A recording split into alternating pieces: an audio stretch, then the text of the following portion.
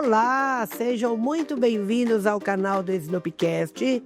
Eu me chamo Valéria, sou mãe muito orgulhosa do Snoopy e hoje vamos iniciar uma nova série aqui no canal sobre juíza de exposição de raças. E neste primeiro episódio, o tema é Desvendando a criação de raças.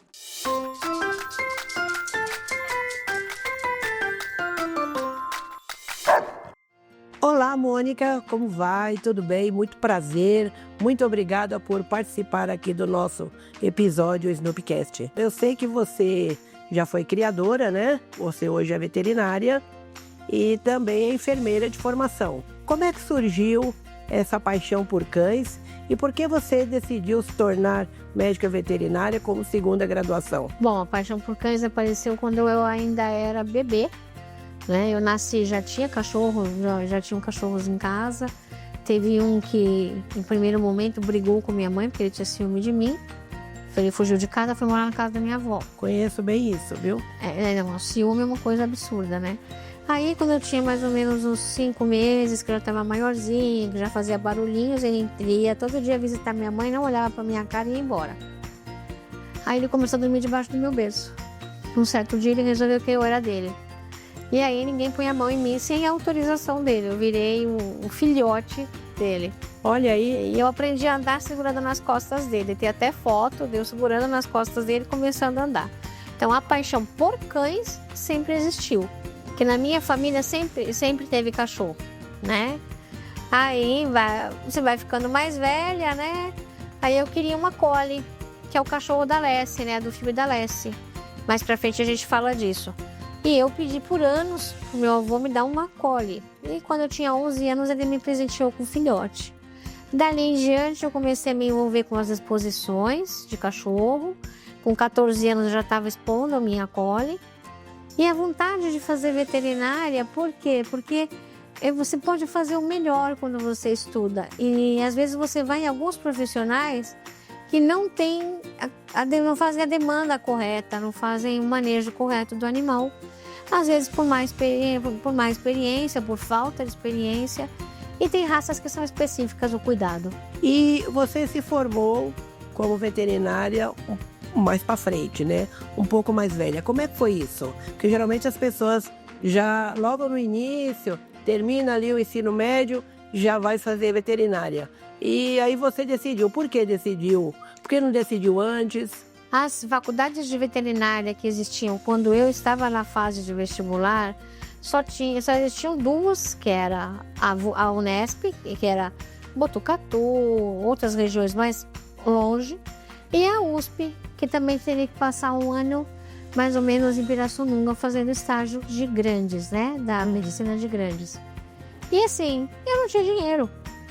Meu pai não tinha como condição de me bancar, então eu tinha que entrar numa pública. E eu fui prestar o vestibular e porque a nota de corte da enfermagem era um pouco inferior à da veterinária, eu prestei enfermagem para aprender como seria a segunda fase. Porque não tinha essa experiência na minha família. Eu fui a primeira a fazer o curso superior. E aí, eu passei na enfermagem da USP.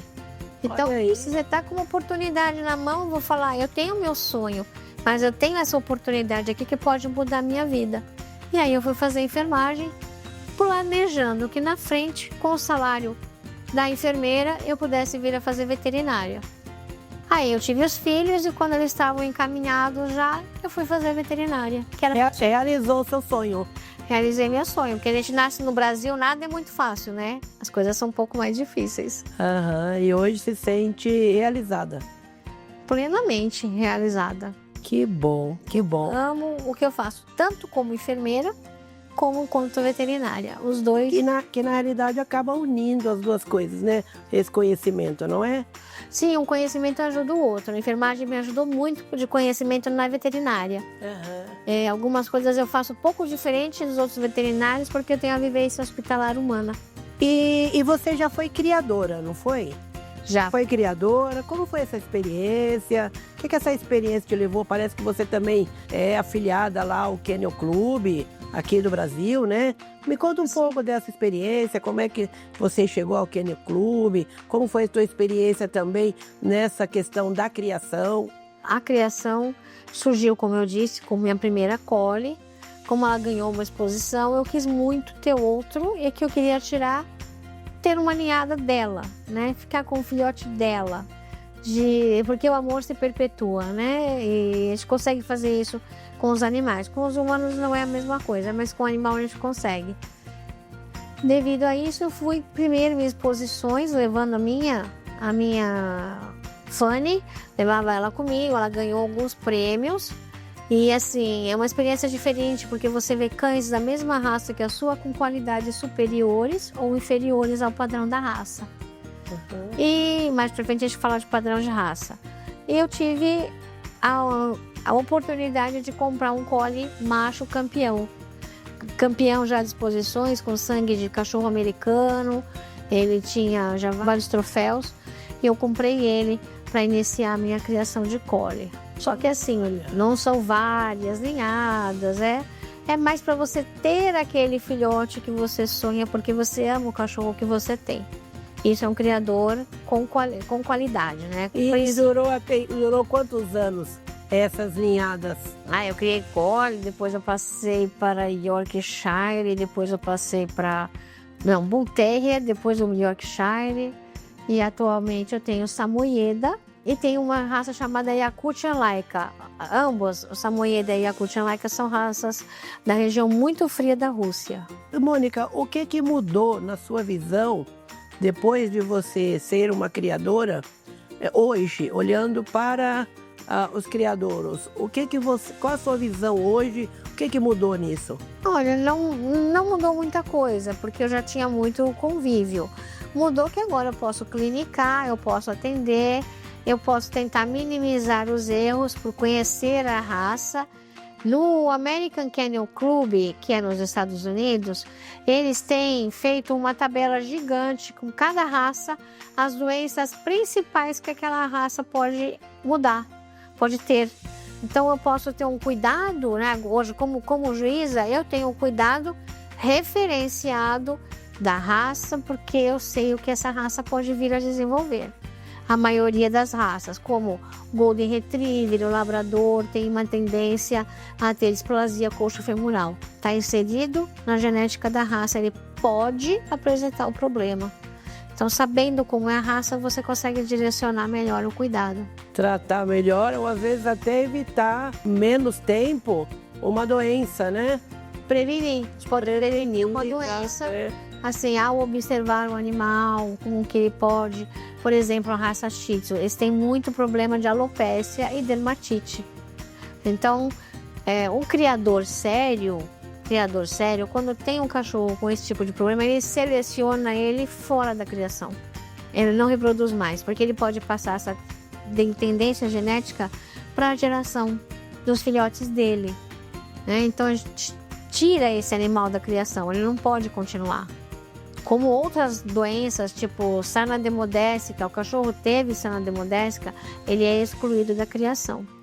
O cachorro tem uma displasia coxo-femoral importante, eu não posso reproduzir esse animal. Os pais. Por isso que a criação é importante, de uma criação de gente idônea, né? Não é qualquer criação. Estou falando de criadores que levam a criação com amor e seriedade. Muito obrigada. E olha, que...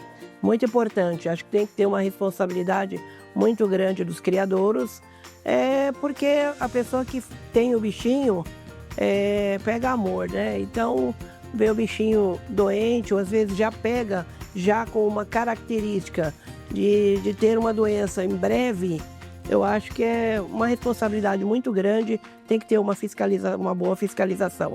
Eu gostaria de te agradecer bastante por esse episódio. É muito importante lembrar que é um estudo, né? O criador tem que ter estudo, ele tem que saber o que ele está criando, para que não haja esses equívocos. Então, o collie tem uma tendência a ter uma má formação de retina, e o animal pode vir a ficar cego, e é retina, não é córnea.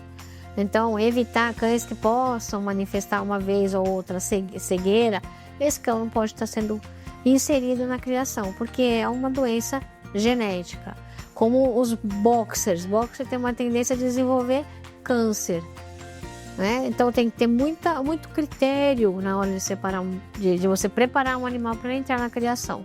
E a veterinária me ajuda a ver como que eu trato essas doenças, né? Antes eu via como criadora, eu sabia o que era a doença, mas tinha que procurar um veterinário. Aham. E quem foi o inspirador de eu ir para a veterinária mesmo foi o Vitinho, que está tatuado no meu braço. Quem é o Vitinho? Vitinho era o meu Yorkshire, amor da minha vida. E por um erro, ele era muito pequeno, não conseguiram pegar uma veia calibrosa nele, teve uma desidratação e ele faleceu. Enquanto eu estava no hospital dando plantão humano.